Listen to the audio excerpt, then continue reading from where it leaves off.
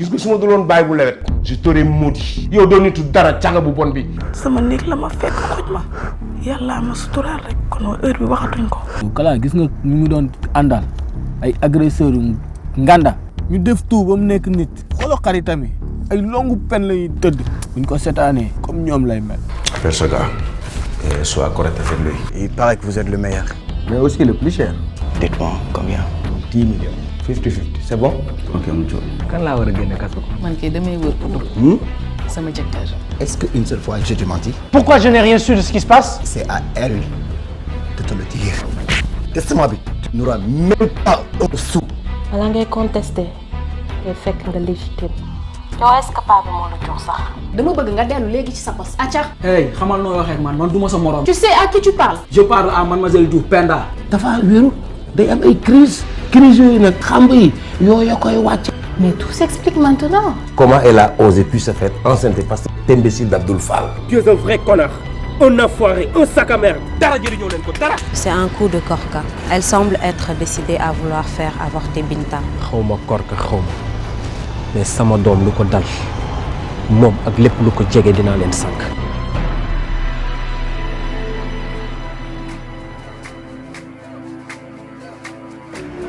Toi, tu n'es même pas encore sûr que c'est toi le père de l'enfant et tu veux prendre toutes tes ressources et ton énergie à la recherche. Et je pensais que Margot, c'était ta priorité.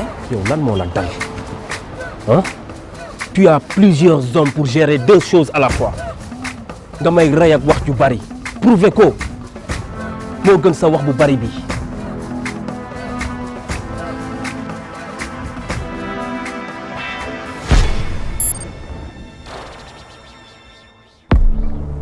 Go, joxal ma benn café waay. benn kaas ah. waaw.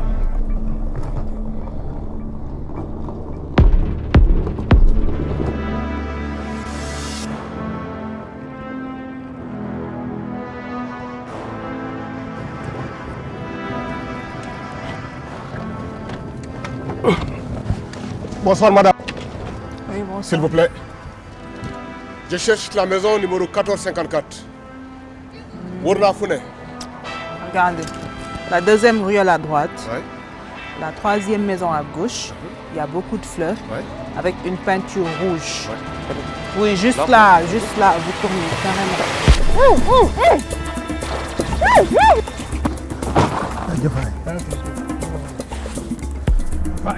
waaye kii lu muy def ñëw kii mu ngi yóbbu xale bu jigéen bi de.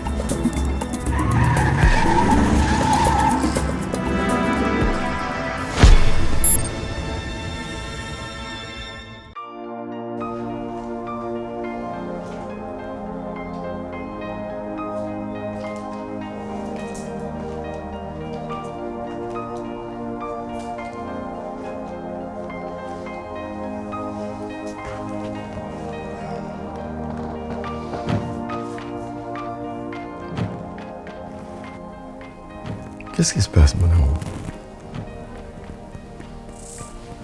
Ça va. J'avais juste une insomnie. Te bëgguma la woon yee. Mais je vois bien que quelque chose te tracasse. Tu sais, en ce moment, le temps me semble tellement long. En ce moment, je trouve les journées et les nuits tellement longues ces derniers temps. J'ai vraiment hâte qu'elle soit avec nous. Mais je suis aussi conscient qu'il faut qu'elle ait un cadre idéal. L'appartement est trop petit. Et donc j'avoue que j'ai peur. De quoi? Et je ne sais pas l'image qu'elle a gardée de moi. Si c'est l'ancien moi ou le nouveau. T'en fais pas. C'est une grande fille maintenant. Elle t'adore. Ah bon? J'arrive, vas-y. J'arrive.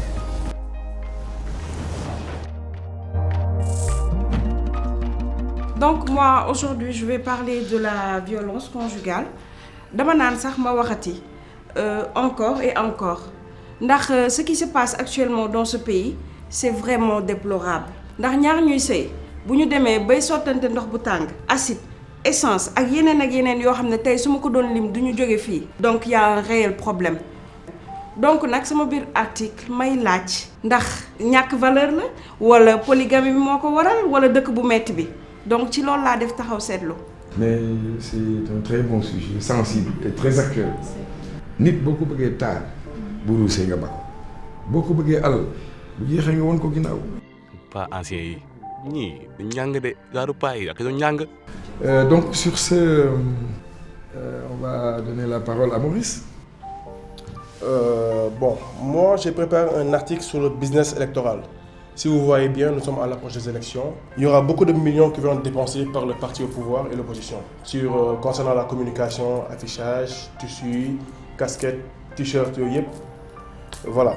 Mais j'ai remarqué une chose, le problème c'est que, en fait, au lieu de l'entreprise NECFI, locale, les gens ils vont à l'extérieur, par exemple en Chine, pour des commandes yep. Alors qu'il y a des entreprises ici qui sont là, qui payent les impôts, qui payent des salaires, carrément, mais c'est ay partisans qui koy jox ñu amuñ benn këyit ñooy dem foofu na jël marché bi dem jëndee affaire indal ko fii mais je pense que dafa réew si jàppale suñu entrepreneurs yi nekk fii si la commencé quoi baax na si torop. booy waxu fi dara toogal. Soraya temps yi danga may daw lu xew tu préfères rester dehors que de rester avec moi dans la maison hein. kii teg bu ma laal de. bugguma benn problème nag bàyyi ma toog sama ruq bu ma indil benn problème buñ ma fi fasee may perte. waaw kay buñ la fasee man ma yor la comment bu ko defee suñu relation nga di neex waaye looy ragal ci loolu yow tam. xoolal bu la fasee mu wàccee xaalisam yaa ko moom ah ndaxte jabaram nga wala yow xamoo ci loolu. dafa mel ni may wax sànq bu nii sànq ba tey déggoo wuy ma Thierno yor na xaalis dëgg la c'est un expert financier dëgg la il a des prête-noms partout su ma divorcé ak moom je vais me retrouver sans un seul sou est-ce que yaa ngi comprendre loolu benn la ñaar Thierno c'est un politicien puissant ci dëkk bi yow sa wàllu wéy na Thierno moo fi nekk il va m'écraser tu m'entends bien m'écraser et me traîner dans la boue risque boobu nag du ma ko jël man mii. waaw allons loolu dul yëpp du la ci fekk yow itam. Demba. Merci beaucoup tonton Sène man tey li ma nar a wax mooy destination Sénégal jàmm ji ci réew mi yaakaar naa ne ñun ñu demoon Toubacouta xam nañ ci dara ñun war nañ ko gën a valoriser damay jaay destination Sénégal pas parce que dañ ma fay wala dañ ma guerre. mais dama ko def gratuitement parce que dama yaakaar ne li nga nar a fayee dem ba Europe ngi tëdd ci canapé wala photo ci ay monument rek amul benn njëriñ tonton Sène yaakaar naa ne fii nii boo duggee ci biir réew mi di nga am hôtel yoo xam ni di nga lekk bu neex di nga noy air bu neex te pur sell ba pare tamit sa xaalis di nga ko sakkanal yokk tamit doole sa waa dëkk dimbal tamit sa réew donc yaakaar naa loolu nekk na loo xam ne lu am solo la te war na ci gën a mën a bàyyi xel. Cheikh Ndiaye xew rek. leeram da nga amul visa rek moo tax ngeen nekk fii di wax waaye toogal. dëgg la ndax lu baax moom dàq ko mu dugg sa kër moo gën nga dàq ko mu dem ci àll ba. père moom lépp dëgg la moom père moom lépp dëgg la. Ça c'est évident. C'est une autre façon de s'enraciner avant de s'ouvrir au monde. Merci en effet Penda. Man nag aujourd'hui mon article nag franchement il me tient vraiment mais vraiment à cœur. Ah bon. waaye jugal taxaw yow tamit soxna si. Oui tonton Sène. Parce que mon article là dama ko def pour expliquer nit yi comment éviter les dangers qu'il y a ci smartphone yi application yi ñu télécharger tout le temps di ko télécharger te duñ ci fay dara dafa am lu lalu ci suuf parce que boo jëlee benn application ni WhatsApp tonton Sène umpul la te umpul kenn fii ci salle bi nekk taux d'analphabétisation bu nekk fii ci Sénégal dafa bëri application bi nga mel ne xam ne mooy WhatsApp boo koy télécharger doo fay dara koo xamante ne nag jàngul mënul bind dafay naan bu defee vocal envoyé ko muy gën a yomb boo waxee loo xamante ne lu naka sudul noonu la dañ koy tasaare ñu bëri jot ci sa àdduna yàqu doo xam li xew donc man nag sama article bi c'est pour sensibiliser les gens pour ñu xam danger bu nekk ci smartphone yi. Tout à fait je pense que c'est très juste et que nit ku ne loolu ko war. attention Ndiaye attention. gars yi xale bu baax na de. déglu li ma lay wax yow tam. te munoo wax te bul ma laal. waaw mais yow tam. ah non. xoolal tout est réglé. lan moo fi réglé fii dara réglé wu fi. dara ñëwal tout est réglé. la moitié sama moitié xaalis yow laa koy jox. damay dem ci notaire bi. man xaalis. sama moitié alal man sa tur lay nekk yow it yow xam nga ne yow tam ah yow soxla nga loolu waaye da nga soxla xaalis bi man yow laa bëgg ah yow xam nga ne loolu xam nga loolu nag yow xam nga ne yow laa mës bëgg ah bu ma def nii yow tam xam na Thierno maa ko ëpp xaalis fop yaa ko soxla xam nga loolu waaye yow tamit ah loolu war na la neex nag waaye sourire waaye yow tam bébé tuuti voilà ni nga def nii voilà ni nga def ah bébé ah xam nga fi may ma ne ñëw rek ah lii la ah jubóo nañ léegi de ah lii la àdduna bi waaye noonu la kay lii la moo gën dara yooyu gën xam loolu dara ko yow lii yow rek laa bëgg na yow tam noonu la lii la nga waroon jëkkee nag yow tam papa man yow rek laa bëgg bëgguma dara lu la metti waaye xam nga ne dina dafa doy waar te tumuranke daa gaaw. Latifa. Merci tonton Sène. J'ai fait un article sur les nouveaux people créés par les réseaux sociaux. Ce sont des gens yoo xamante ni nekk star jaral na leen lu nekk. Ils ou elles n'ont aucune limite. bàyyiwuñu solo yu yiwadi yi bàyyiwuñu vidéo yi nga xamante ne ay wax ñoo ci nekk yoo xam ne kenn mënu ko nettali ci kanamu mag bàyyiwuñu solo yu indécent yi ci bépp boor bàyyiwuñu fecc yu ñàkk xorom yi te ce sont après que ces vidéos soient postées quand on les rencontre dans des boîtes de nuit ils s'attendent à qu'on leur demande un autographe ou un selfie ou des compliments et le pire c'est que dañuy dund comme benn Youssou Ndour wala benn Modou Lo et puis c'est un phénomène qui n'aide pas vraiment les plus jeunes parce qu'ils pensent que on peut devenir une star sans pour autant avoir un talent. lii mooy article lii mooy article lii mooy article. C'est vrai que nous vivons dans un monde où l'excès est devenu la règle. loolu moo waral dégg maanaam musiba yeeg tooxu doone yi ak façon yi jëfin ak i waxin daal yu doy waar yoo xam ne daal tegginuñu dara.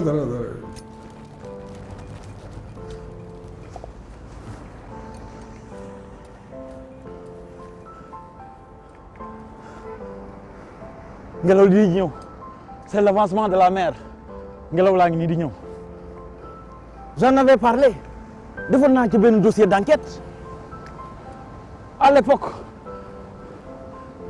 filao yi dëjëti jox ko des bailleurs yi di ko defi kër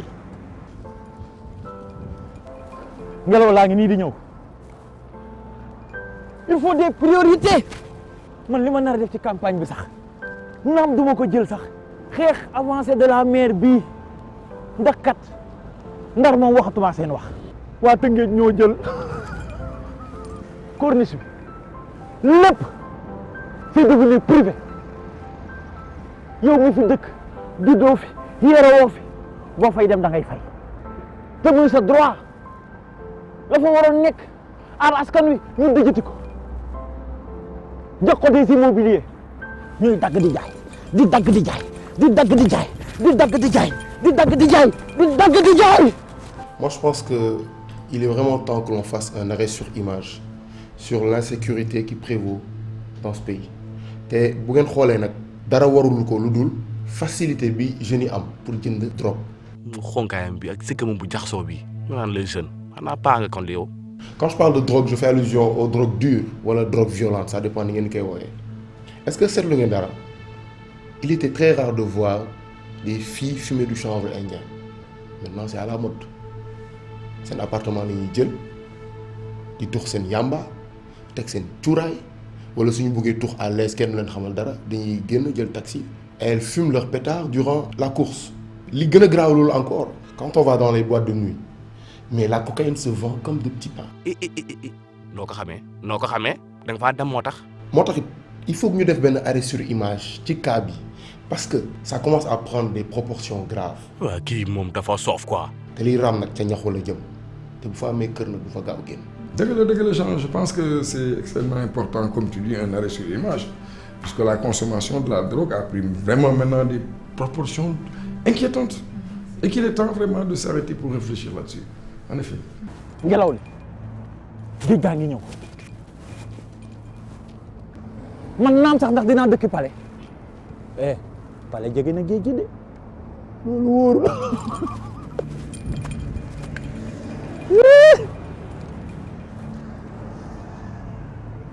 ngelaw laa ngi ñëw de te géej gaa ngi ñëw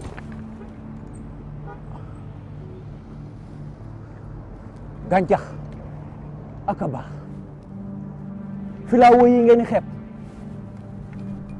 ak xeer yi am na écologiste yi jóg leen yuuxu leen dëkk bi foo gis verdure bu defee weer bari na déjjate nañ lépp léegi les gens ils ne font plus de reboisement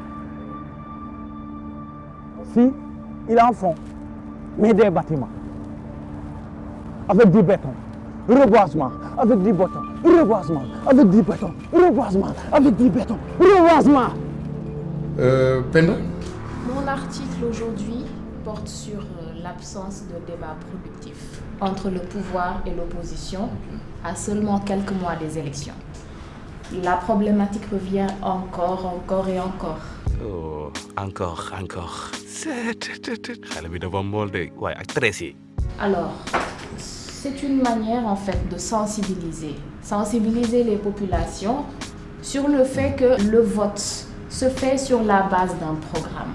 Nit ki boo demee bay voter nit da nga war a xam ni sa doom yi ak sa sët yi nga nekk di tànnal réew mi ñuy nekk ëllëg ak liñ fay dundee. te débat yi ñu soxla dañu bëgg mu nekk loo xamante ne ay sujets yu yitteel askan wi la mais ay saaga ay xuloo ay xeex loolu amul solo. C'est sur ça qu'on s'est penché aujourd'hui.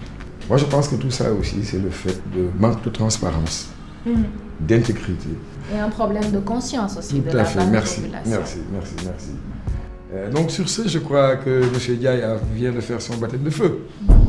Je te souhaite une très bonne continuation. Merci beaucoup. Les enfants, bon, je vous laisse travailler, n'est-ce pas, et que ça sonne.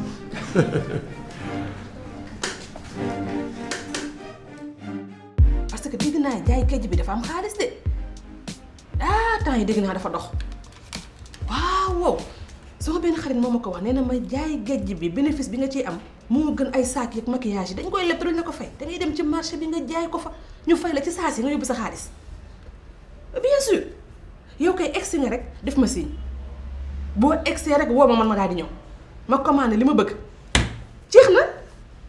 waaw d'accord xoolal du ma yàgg xaaral ma coupé dama am ñu ma war a woo léegi waaw d'accord ok Rokhaya allez merci ma belle merci ciao.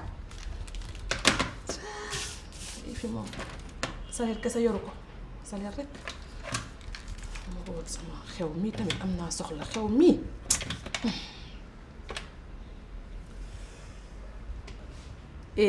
Fatou Waré waaye noo def.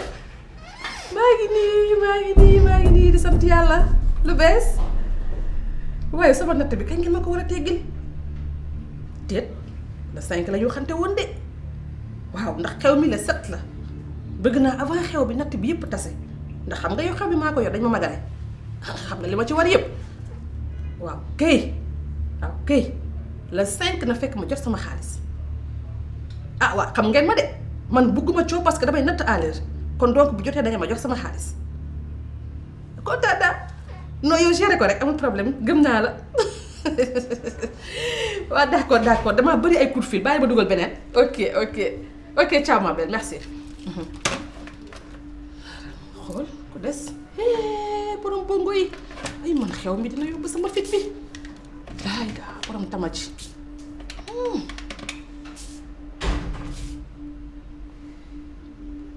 allo yow Nogay Seck waaye Nogay ci loo nekk Nogay woo naa la ba sonn Nogay yow xam nga ni xew mi li ci des bëreetul Nogay bongo yi waxaguñu ak ñoom ma ne tamakat bi surtout tamakat bi daf ñu war a dal. mais commissaire Diouf voyez l'assassinat du justicier. Il y a un vrai défaut de sécurité dans ce pays. L'illuminerol. Comment un juge peut se faire assassiner de cette manière dans notre pays? À qui le prochain? Vous avez une piste? Écoutez, monsieur le ministre, l'enquête avance. Hein? L'enquête est en cours. Tenez-moi informé. Je veux un rapport tous les jours sur ma table. Et mieux, le président l'exige. Très bien, ce sera fait, monsieur le ministre. Ce sera fait. Oui, d'accord. Merci beaucoup. xam nga bu nu sañsee ba pare foog ñu ànd ak tamakat voilà bongo maan bi tamit xew bu mu nekkul du neex waaw bàyyi naa ko sa loxo waaye noo koy seetal yàlla noo koy bàyyi wax ji ok waaw ok ciao. Na fi yem. Mais c'est quoi ton rapport avec le téléphone? Mais dis-moi, le téléphone et toi lan moo am seen diggante? sama benn sœur moo amoon urgence benn kii commande bu ma ko waroon a jëlal ma doon woo livreur bi. Ah bon? Mais en plus yow tu es une menteuse. yow léegi yow fenkat mi maa ngi taxawoon fii di la déglu yow da nga yaakaar ne fii comptoir commercial da nga fi war a toog di jaay say géej ak yéet ak buy ak Dakar je ne sais pas n'importe quoi di lijjanti ay natt ak ay xew. Oh mais écoute ça suffit hein. Mais yow tu crois que lii moo tax ñu teg la fi maintenant je me rends compte pourquoi la note du téléphone est tout le temps salée. Mais c'est à cause de toi. Mais yow ñu ne mel ni yow ñoo yàq société yi. Depuis combien de temps maa ngi toog di xaar un coup de fil extrêmement urgent dans le cadre du travail mënuma jot ci ligne bi à cause de toi. Gis nga lii bés bu ma ci tegatee bët xoolal dama lay dàq ci bisi. Est-ce que tu m'as bien compris?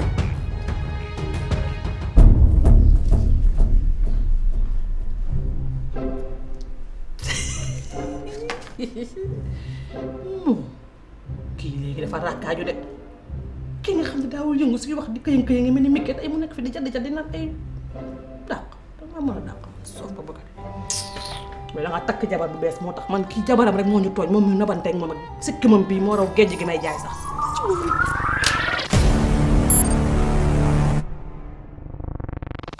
sa dëj bi moom jeexagul ba tey nga tëju sa kër gi di jooy rek mel ni robinet bu yàqu. ah ay rangoñ nag moom day fer xanaa géej sax am na tefes. xam nga lu ma bëgg bu ñu jommal duggal sa néeg bee defaru ba mu baax teg ko ci temps génn ñu dem fexe suñu xol xam nga lan la kii de moom dee na ba pare. yow bàyyil ma kii mu mel ne ndayu daal ne ay jooy daal day jeex jógoo solo ñu dem defi shopping. mais attends mais lu leen bëgg qu'est-ce que vous voulez mais ku sa goro dee danga koy jooy Soraya moytu ma ñaar ñii. waaw mais yéen vous êtes sérieux? oui ma prends soin de ton mari te nga moytu ma ñaar ñii elles sont dangereuses loolu nag man maa la koy wax. waaw. yow da nga yàgg saytaane man sa jikko mosuma neex. mooy may nay daara nii. moo ma jaaxal. nekkuñu ci tante de. voilà Fatima dimbal leen ma bu leen ma reeloo man si dëj laa nekk yéen a ngi comprendre xam nga ñu def xaar leen ma jóg léegi may leen loo leen naan lu set ngeen naan gaaw balaa Thierno ñëw pour affaire shopping moom teg leen ko si suuf man dew ma fenn kenn du ma yóbbu kër yaa ma di tax toog leen ma ñëw.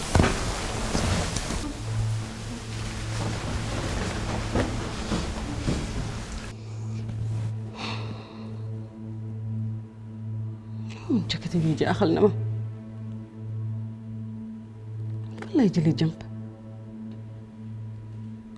dama sax lenn moo ma jaaxal waaye jëkkati moom lan ma ko war a xiir ci jànq yi nii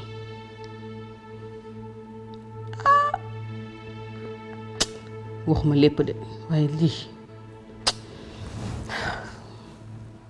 léegi da ngay waxtu ah dégg naa la ngay wax ah léegi yow man nag ngay trompé yow voilà Fatou yow man say jëkkër la est-ce que xam nga lu ma la bañ bëgg nangu man say jëkkër la xoolal say yëfu ay gaaf la bu ma dëgg moi est-ce que xam nga la waaw léegi lan moo xew waaw toogal bu baax la nga wax ma lu xew léegi wax lu xew. bu na man waxuma kenn tal naa leneen lu dul loolu. loo tal sama mooni xanaa moom nga bugg a régler gaawal ma gaawal ma. su ma la joxee sa xaalis di nga ma may jàmm. jàmm laa paix laa lay may jox ma suma moo ne xool su boobaa nu golo xam bootee doomam. yow yaa wax lii. waaw jox ma xool jox ma. léegi may ma ay fan rek incha allah du yàgg dara man indi sa xaalis teg ko sa loxo. xam nga duma la may semaine ñaari semaine laa lay may. baax na nga lijjanti ko. ay yow kan sooma Mr Diallo waaye yow bu kumba di bañ samba di rasu waaye yow kan sooma Mr Diallo c'est pas vrai.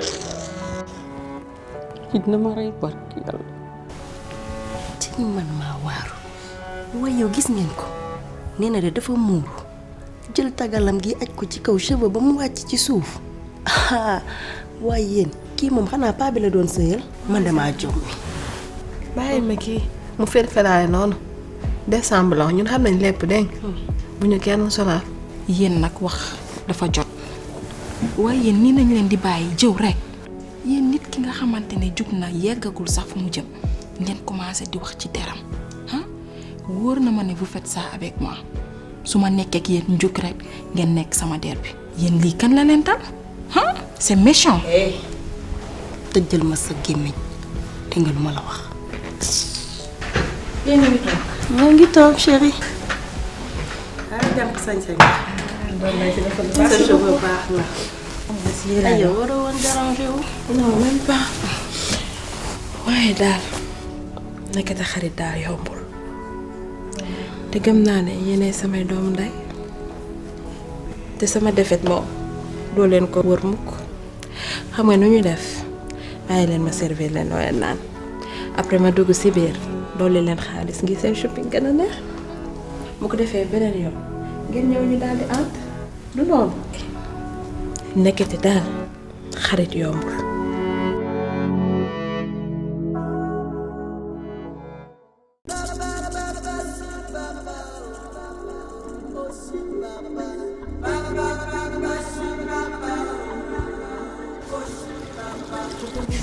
Bonjour. Bonjour. Vous allez bien? Je m'appelle Zahra Bint Rassoul. Je suis venue voir mon papa chéri. D'accord. Doucement, mademoiselle Zahra Rassoul. C'est qui votre père? Tante Seb. Ah, d'accord. Attendez. fan laa koy sésété léegi fan laa koy sésété ah gis booba léegi kenn amu fi jàmm bu ñu xëy ñu bëggal leen seen kër yi kenn du am jàmm ah dafa soof ak sikki moom ba mel ni sikki mu jañ kii moo mel ni ku ñu dénk Sénégal ah xamoo tonton dafa soof. C'est que ki doomu tonton seen la moom lay seen. déedéet kii ay yow ah déedéet du réer ji. Merci. ñun dañoo nuroo sax. Merci. ak regard bi ndeysaan. Merci beaucoup. yaa ngi si jàmm. Ça va, je vais bien. Ça va bien. Oui, tranquille. Bien ma woo la ko. En fait, dama ko bëggoon defal benn surprise parce que fi ka nekkuma fi woon laa xamul sax ne ñëw na. wax nga dëgg. wax nga dëgg léegi da ngay yëg escalier yi. D'accord. bureau bi ngay jàkkaarloo au fond foofu la dégg. D'accord, merci beaucoup. Merci mademoiselle, vous êtes adorable. Merci. waaye yow Latifa yow jóg ñëw yow xale bi Latifa guddal fan de est-ce que xam nga damaa naroon a nekk di wax ba génn Sénégal di dem.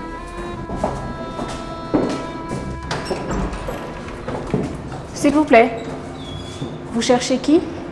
Bonjour. Bonjour. Je m'appelle Zahra Rassoul. Je suis là pour voir mon père.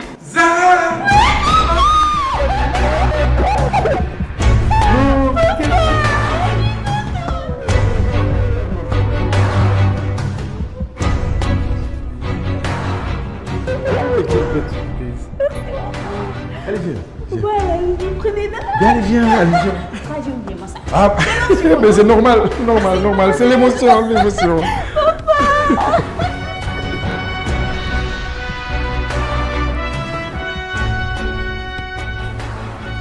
xaw ma woon ni xale bi doomu tonton Sène la li tax nit tey baax na nit dafa war a tey de ah. doy na waar waaye yow tamit dimbali woo benn yoon nga xaar moo wax ba daan nga soog a naan sekk kii doo teel a wax ah bàyyi sa yi ngay def na yow da nga nopp ba mu ëpp de. boo noppee ba gis danger kay da ngay joxe danger bi waaye bàyyi ma recherche dañ nga naan ma ay sekk nii nga man dégguma jàpp man foog nga ni teel ma soog a xam mais boo fa nekkee naan sekk du ma xam ah danaa sonn danaa seen moo ma jël temps yi fit naan ma Latifa ba xaw ma man lu may def su ma xëyee mu jox ma ay saisi yu dul jeex ba pare boole ci di yuuxu di harceler nit yi dafa soof léegi ba c'est pas possible grand laaj tonton seen moo ko raw léegi ah moo ko raw kenn xamul ban façon nit la mi ngi mel ni ku jógee Israël garaawul xaw ma sax ma lan laa war a def man ak sama dossier fan la nekk lu may seet nii waxuma dara sax waaye moom doom ji moo ko jur doom ñoo yow doom na seen kon moom li muy xemat yi ñëpp am na ay doom ci biti yoo xam ne kenn xamu leen doy na waaw moom bi marié yàggul ci ah waaw dafa remarié waaw est-ce que awa bi juru ko ki mu njëkk am noonu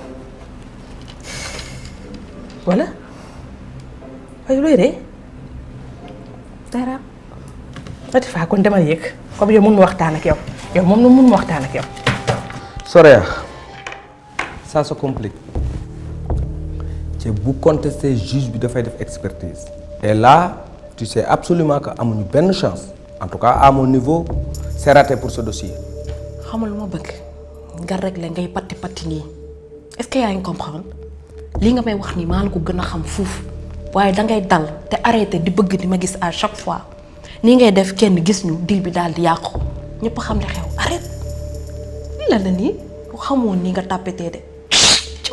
wuy ma xaw ma yow de waaye man bëgguma dem kaso de et je vais jamais risquer ma carrière pour tout l'or du monde. Oui, un dossier aussi compliqué que ça maa ngi ciy doog a dugg lii lépp yaa ma ko yóbbu.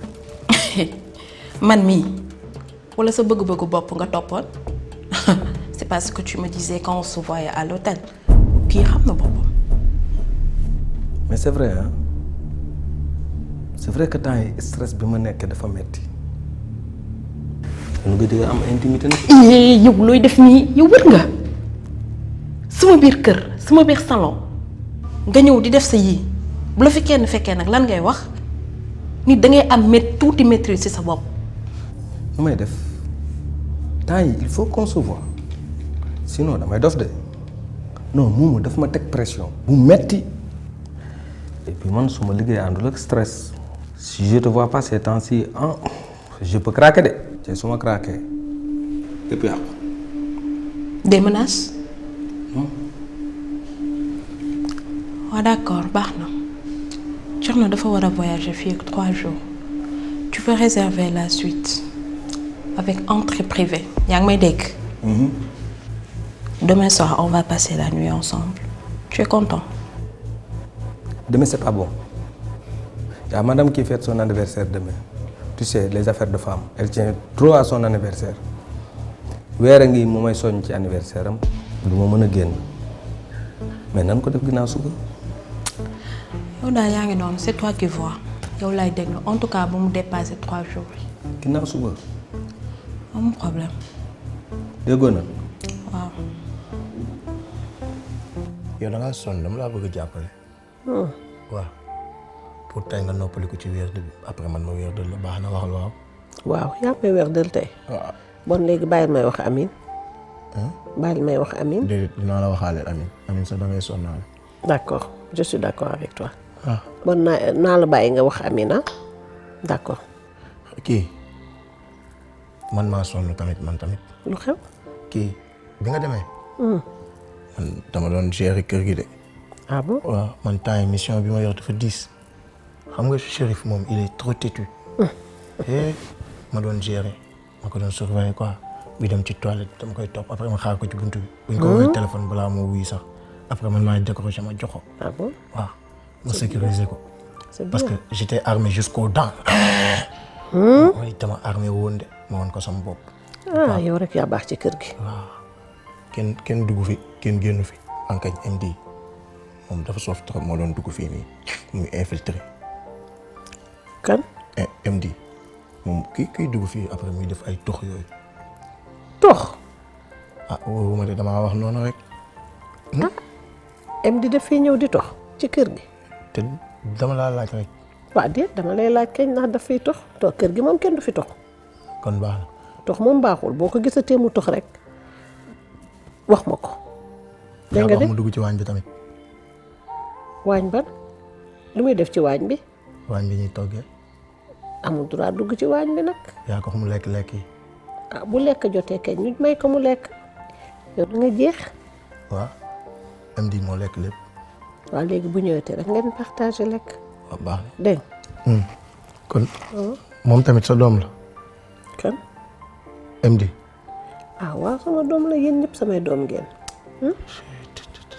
xaritu Chérif kañ sama doom la. ah. Bonjour, Madame Guèye. Waaw. Waaw man jommiwuma waaw lii la nii ba jàmm. Ah. Madame Guèye say waaxu tàng na. Moom kañ la daan def nii. Xaaral sax ma noppi nag. Jabaru patron moom patron la. Xaaral rek ma def maandu. Lii day yomb. Mënuma maandoo nii. Yii day yomb foog ma dijjanti bi suba teel bii kii waaxu yi mu waaxu pànkam yi mu waaxu ki naka jekk ma nag dafa am fulla ku am fulla la li tax grand laay su xëyee di xaddar di yuuxu rek femme bii musiba la yi waaxu jekk. Il faut la trouver tout de suite.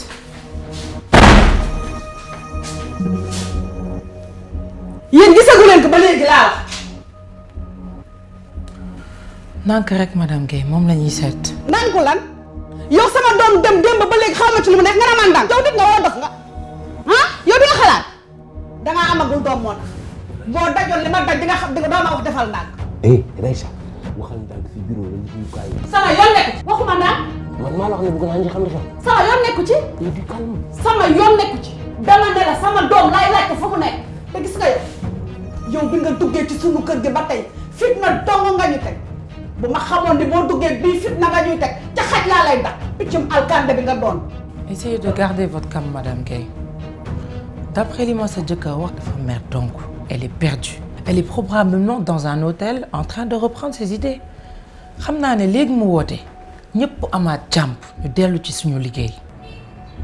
say doo toog ah. tooñ nga ko yow. yëpp fii yëppal daf fi am saay. saay doo toog yow xanaa xamoon ne yi ngay def nii fi mu toll nii saay toog a gën ci yow ndax loo ma fi def buñ la jàppee dugal la ci kaso bii gis nga ni gis ni naa la xamal dara xanaa xamoon ni nga toll nii maa la pour yow ma toll naa la dëgg kaso baaxut rek sonn trop animé barke Rasulaay xaw ma dama suukar xaw ma lu ma dal jeex tàkk laal ma xool toogal ñu jàmm sante wax li ngay wax moo gën man fi mu toll nii dara fekkewu ma saay toogal ah saay toogal toogal ñëw taan bi ma fi jógee lu ma la waxoon.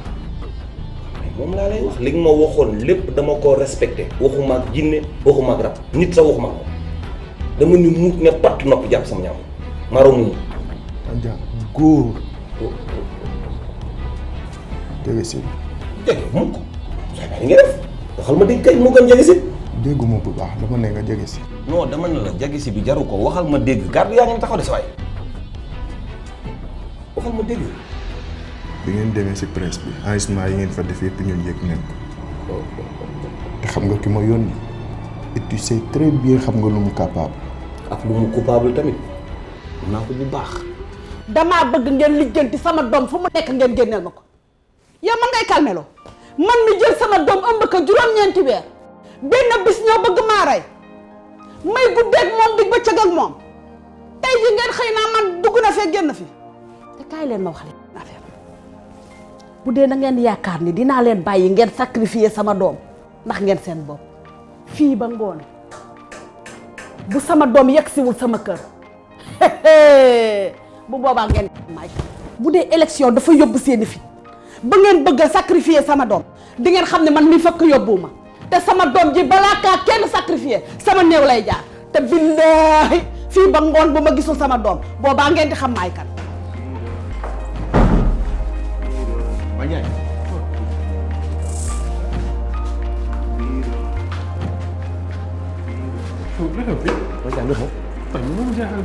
Korka j'espère vraiment que doonoo si dara parce que li moom du ma ko seetaan de.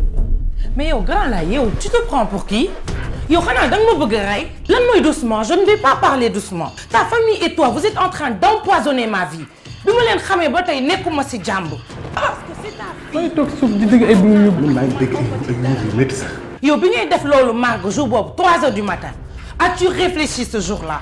Margot elle a des parents, Margot elle a des amis. On la recherche depuis ce temps et toi tu dors bien dans ton lit avec ta femme, ta fille à côté et tous les jours tu veux me dire quoi? Waxuma nank Grand Laye, waxuma nank. Vous êtes une famille satanique Grand Laye. Je n'ai jamais travaillé avec des gens aussi problématiques que vous. Ta fille majeure et vaccinée ëmb xamoo ko ëmbal muy figee nu mu ko neexee nga naan man la. Korka. mais nag naa la xamal dara waxal ne ko na ba Latifa deful dara sérieusement ça je te dis ah naa ko nag dara defu ko. Latifa. Voilà.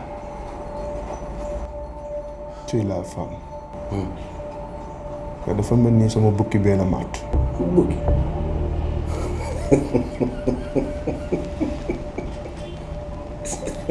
say bët bukki. bukki naa façon yi. oh man bukki du ma matt man vampire may matt ak jigéen pire man mu bukki. man bukki ji dafa matt man te jigéen ne. oui man soo ko dof yi man waxuma ko. waxi nit.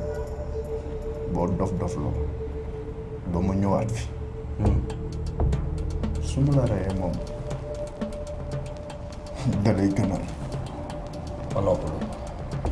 te su ma la taalee ñu ragaloo loolu. almen.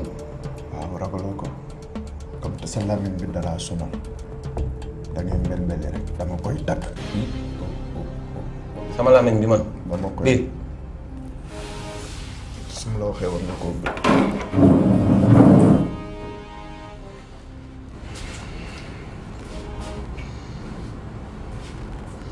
moom sama làmmiñ bi lay dagg. ilaa Tandian de ko dagg làmmiñam bi rey ko. Tandian rek ak i waxam. yow Tandian ak i waxam rek nga dagg làmmiñ. yow ki lu ko dal. xaaloo. ñu war a xëy rek dagg nag làmmiñu Tandian nag. Grand Laye man li ma intéressé mooy yow sa candidature te lépp mot na déposé naa ko conseil constitutionnel leneen nag lu am dama lay jàppale donc c'est pas une obligation. Écoute-moi, j'ai fait ma part du marché, tu vas faire ta part. C'est une obligation qu'on retrouve ta fille ou pas. J'espère que c'est clair Grand Laye. Korka. La ilaha illallah Seydina Muhammad. Le monde s'effondre. L'idée comment on doit comme. Monsieur le Président, est-ce que tu seras élu au premier tour? Ah bon? Je crois que tu as raison. Je suis le candidat idéal. Président, le peuple est fatigué. Te ñoom ñëpp dañu jël seen yaakaar teg ko ci yow. Yaa leen di sauver. Yaa leen di génne ci coono gi. Ça c'est vrai, je vois que c'est mon destin. Mais je dois travailler davantage pour être à la hauteur de leur attente. T'inquiète, man wóolu naa la ci yow rek. Tu es tellement sûr de toi. Et tu y crois réellement quoi? Ah bien sûr. Tu me confortes dans ma conviction et tu me donnes beaucoup de courage, quoi, c'est sûr. À côté de chaque grand homme, il y a une grande dame. Ça je le constate et je le vis. C'est pas si simple que ça, hein. L'idée,